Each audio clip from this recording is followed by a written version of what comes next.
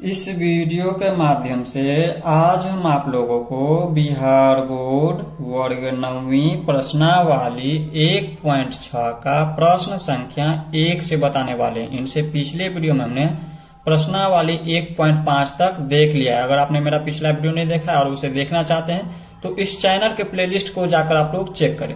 तो देखिए प्रश्न संख्या 1 में कह रहा है ज्ञात कीजिए, जिसमें ये सभी दिया, इन सभी को क्या करना है, ज्ञात करना है। तो चलिए इनको समझते हैं हम अपने कॉपी में। तो यहाँ पर देखिए अध्याय 1 प्रश्नावली 1.6 और वर्ग है 9वीं। इसमें प्रश्न संख्या 1 में कह रहा है ज्ञात कीजिए। तो इन सभी को क्या करना है, आप लोगों को ज्ञात करना है।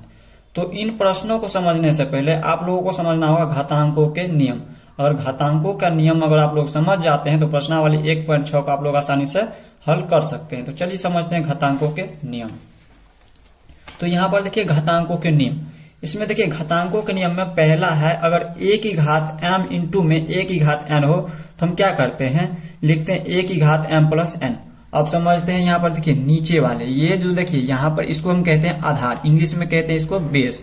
तो देखिए नीचे वाले को हम क्या कहते हैं, दोनों को, ये दोनों क्या है, आधार है। और इंटू का मतलब ये गुना में है। और इसके ऊपर में a की ऊपर में जो ये m है इसको हम कहते हैं घात। यहाँ पर इसको क्या कहते हैं, घात, या फिर इसी को हम कहते हैं घातांक।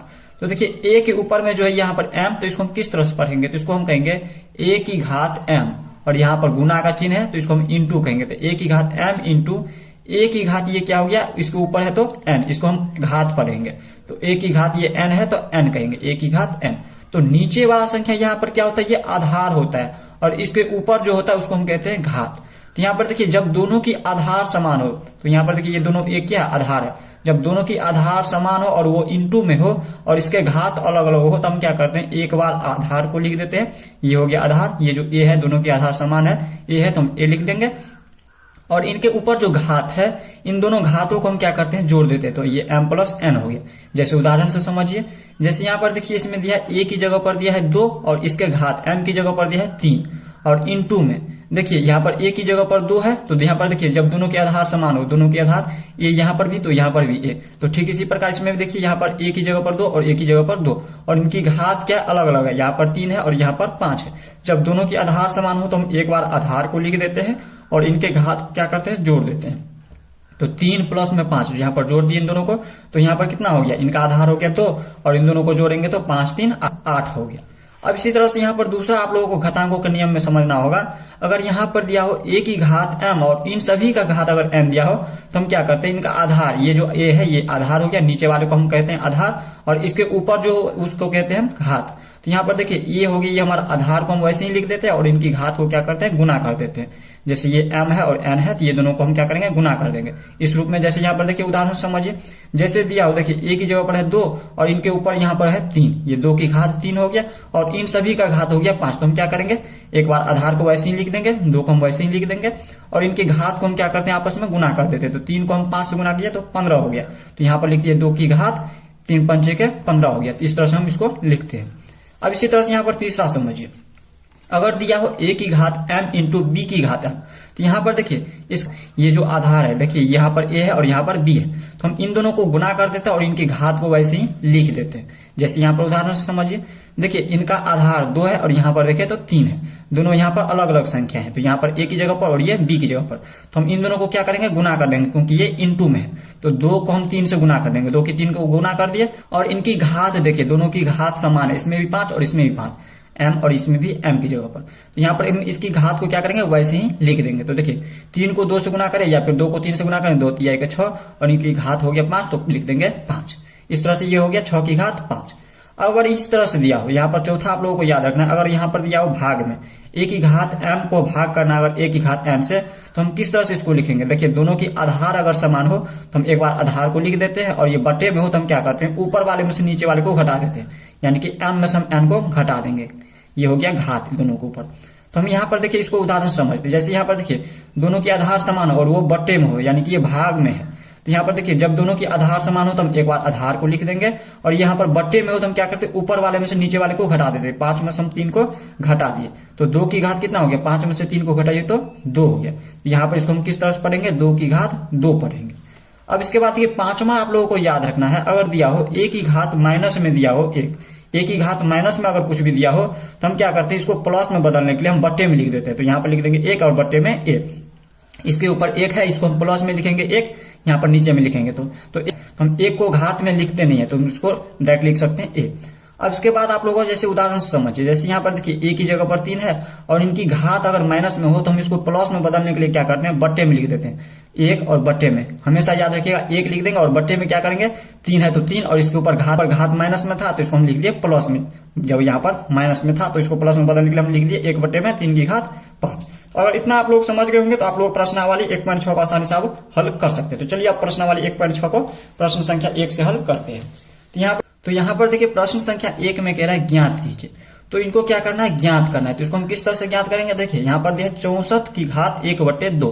इसको हम सबसे पहले क्या करेंगे, इन 64 का, ये बहुत बड़ा संख्या है तो इसको हम क्या करेंगे, सबसे पहले गुणनखंड करेंगे। इसका गुणनखंड कीजिए, जैसे यहाँ पर देखिए इसको समझाते हैं, इसका गुणनखंडन करेंगे तो क्या हो जाएगा, देखिए 64 का गुणनखंड कीजिए, यहाँ पर लिखेंगे 64 और इसका हम क्या करेंगे, गुणनखंड करेंगे इस तरह से। सबसे पहले हम 2 से लेंगे, तो 2 से लेंगे तो कितना हो जाएगा, 2 यहाँ पर 4 का हाफ हो गया, आधा हो गया 2, और 6 का आधा हो गया 3। फिर यहाँ पर 2 से करेंगे तो कितना हो जाएगा, 16 दूनी के 32। फिर 2 से करेंगे तो 8 दूनी के 16। फिर 2 से लेंगे तो यहाँ पर 4। फिर 2 से करेंगे तो 2 दूनी के 4। फिर 2 से करेंगे तो 1। तो यहाँ पर देखिए इसका गुणनखंड कितना हो गया, 64 का गुणनखंड। देखिए गुणनखंड का मतलब जो खंडित रूप में हो, जैसे यहाँ पर देखिए 2 गुने 2 गुने 2 गुने 2 गुने 2 कितनी बार है, 1 2 3 4 5 6 बार, 1 2 3 4 5, 2 2 4 1 5 और 1 6 बार। तो यहाँ पर देखिए इसका गुणनखंड के रूप में हो गया, ये क्या हो गया, 64 का गुणनखंड हो गया।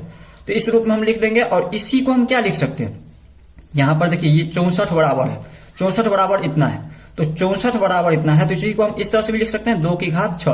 अब कहिएगा हमने 64 को 2 की घात 6 क्यों लिखा, तो यहाँ पर देखिए 2 की घात 6 को हम जब 2 को हम 6 बार गुना करेंगे स्वयं से तो 64 आ जाएगा। जैसे यहाँ पर देखिए 2 को हम स्वयं से देखिए 6 बार गुना करें, 2 दूनी के 4, 4 दूनी के 8, 8 दूनी के 16, 16 दूनी के 32, 32 दूनी के 64। तो इस तरह से यहाँ पर 64 आ जा रहा है। तो हम यहाँ पर क्या कह सकते हैं, 64 बराबर 2 की घात 6 लिख सकते हैं। हमने 2 यहाँ पर है इसमें तो 2 लिख दिया, और 2 कितनी बार है, 6 बार है तो 6 लिख दिया इसके ऊपर, तो 2 की घात 6 लिख सकते हैं 64 को।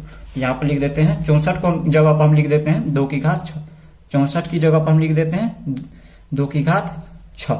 और इसके ऊपर 64 के ऊपर था तो 64 के ऊपर कितना है 1/2, तो हम इसको 64 को लिखे 2 की घात 6 और इसके ऊपर 1/2 है तो लिख दीजिए 1/2। इतना हमने इसको लिख दिया। अब हम क्या करेंगे, इसमें पीछे बराबर का चिन्ह लगाइए। अब इसको हम क्या लिखेंगे, अब इसके बाद हमने आपको क्या बताया, यहाँ पर देखिए हमने आपको बताया हुआ है घातांकों के नियम में, अगर दिया हो a की घात m और इसके ऊपर घात दिया हो तो हम क्या करते हैं, इसके आधार को हम वैसे ही लिख देते हैं और इनके घात को गुना कर देते हैं। ठीक इसी प्रकार इसमें भी क्या करेंगे, यहाँ पर देखिए इसके आधार है तो 2 को ऐसे ही लिख देंगे और इन दोनों को क्या करेंगे, गुना कर देंगे। 6 को गुना कर देंगे 1/2 से, इसके बट्टे में कुछ भी नहीं तो 1 दे सकते हैं। तो देखिए कोना कोनी ये कट जाएगा, 2 से काटेंगे 2 3 के 6। तो यहाँ पर इसके ऊपर कितना हो गया, 3 को हम 1 से गुना करेंगे तो 3 प्राप्त होगा, तो 2 की घात हो गया 3। और 2 की घात 3 का मतलब क्या हो गया, 2 की घात 3 का मतलब हो गया 2 जो है स्वयं से 3 बार गुना हो रहा है। 2 की घात 3 का मतलब 2 के ऊपर 3 है, इसका मतलब 2 जो है स्वयं से 3 बार गुना हो रहा है। तो देखिए 2 को 2 से गुना करेंगे 4, 4 को फिर 2 से गुना करेंगे तो 8, तो 2 की घात 3 बराबर हो गया 8। यही हो गया इसका आंसर। हो सकता है आप लोगों को कोई प्रश्न संख्या 1 का अगर पहला समझ नहीं आया होगा तो दूसरा नंबर देखिएगा तो आप लोग आसानी से समझ जाएंगे। तो यहाँ पर देखिए दूसरा नंबर समझते हैं। ठीक इसी प्रकार यहाँ पर है 32, तो 32 का सबसे पहले हम क्या करेंगे, इसका भी गुणनखंडन करेंगे। तो इसका गुणनखंड कीजिए। यहाँ पर देखिए सबसे पहले हम क्या करेंगे, 32 का गुणनखंड करेंगे। तो 32 का गुणनखंड कीजिए, लिख देंगे 32 और इसका गुणनखंड कीजिए। 2 से लेंगे तो यहाँ पर कितना हो जाएंगे, 16 दूनी के 32, 16, फिर 16 का आधा 8, फिर 2 से लगाए तो 8 का आधा 4, फिर 2 से लगाए तो 2 दूनी के 4, फिर 2 से लगाए तो 1। यहाँ पर देखिए इसका गुणनखंड 32 का गुणनखंड कितना आ रहा है, इसका जब गुणनखंड किए तो यानी कि गुना के रूप में लिखेंगे। तो देखिए 2 कितनी बार है, 1 2 3 4 5 बार, तो हम लिख देंगे 5 बार, 1 2 3 4 और ये हो गया 5। तो यहाँ पर देखिए 32 को हम क्या लिख सकते हैं, 2 की घात 2 कितनी बार है, 5 बार है तो 5 लिख सकते हैं, क्योंकि यहाँ पर देखिए 2 को हम 5 बार स्वयं संख्या से गुना करेंगे। देखिए तो यहाँ पर 32 हमें प्राप्त होगा, 2 दूनी के 4, 4 दूनी के 8, दूनी के 16, दूनी के 32 आ जा रहा है। तो 32 की जगह पर हम क्या लिख सकते हैं, 2 की घात 5 लिख सकते हैं। तो यहाँ पर लिख देंगे 2 की घात 5, 2 की घात 5 और इन सभी को हम कोष्ठ में बदल देंगे और इसके ऊपर है 1/5, तो लिख लीजिए 1/5। और हमने आपको क्या बताया, जब दिया हुआ हमारा a की घात m और इसके घात में अगर n दिया हो तो हम क्या करते, एक हम वैसे ही लिख देते और इन दोनों को गुना कर देते, इनकी घात को लिख देते हैं m इंटू में n। तो इसी प्रकार से इसमें भी कर लेंगे हम। देखिए 2 को हम वैसे ही लिख देंगे और इसके ऊपर जो है यहाँ पर 5 है तो इसको हम लिख देंगे ऐसे और इन दोनों को हाथ को गुना कर देंगे, 5 गुने 1/5। तो देखिए ये 5 कट गया तो इसमें कितना बच गया, बच गया 2। यही क्या हो गया, इसका आंसर हो गया। अब इसी तरह से यहाँ पर देख लेते हैं हम तीसरा नंबर में देखिए यहाँ पर है 125। तो 125 का सबसे पहले हम क्या करेंगे, गुणनखंडन करेंगे। तो 125 का गुणनखंड कीजिए, 125 का जब गुणनखंड करेंगे तो कितना आ जाएगा, इसमें देखिए 2 से ना लगेगा ना ही 3 से लगेगा, 5 से लगेगा। 5 से लगाएंगे तो 25 पंचे के 125, फिर से यहाँ पर हम 5 से लगाएंगे तो 5 25, फिर से 5 से करेंगे तो यहाँ पर 1 हो गया। तो देखिए 5 का गुणन 125 का गुणनखंड, 125 का जब गुणनखंड किया तो कितना हो गया, 5 गुने 5 गुने 5 हो गया। तो हम 125 बराबर क्या लिख सकते हैं, 5 की घात कितना हो जाएगा, 1 2 3 हो जाएगा। 5 कितनी बार है, 3 बार, हम इसके ऊपर लगा देंगे 3। 5 की घात 3 बराबर 125 आ जाता है। तो 125 की जगह पर हम लिख सकते हैं 5 की घात 3। यहाँ पर लिख देते हैं 5 की घात 3 और इसके ऊपर यहाँ पर दिया पहले से 1/3, तो 1/3 लगा दिए।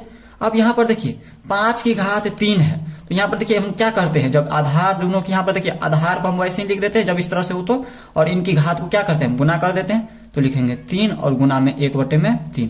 ये 3 से ये 3 कट गया तो इसमें बच गया कितना, 5।